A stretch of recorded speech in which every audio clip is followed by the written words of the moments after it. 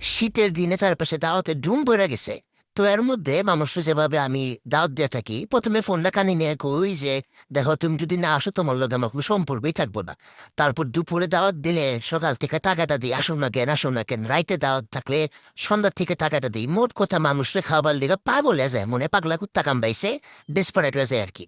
উপর পক্ষে যেভাবে দাওয়াতগুলা আমি রিসিভ করি, থাকস তো ব্যস্ত, যদি পারস আসিস, বাইরে তো অনেক ঠান্ডা পড়ছে, যদি তোর এদিকে সন্ধ্যার সময় বেরোয়া হয় তাহলে আসিস, এক গ্রনি খায়া যাইস।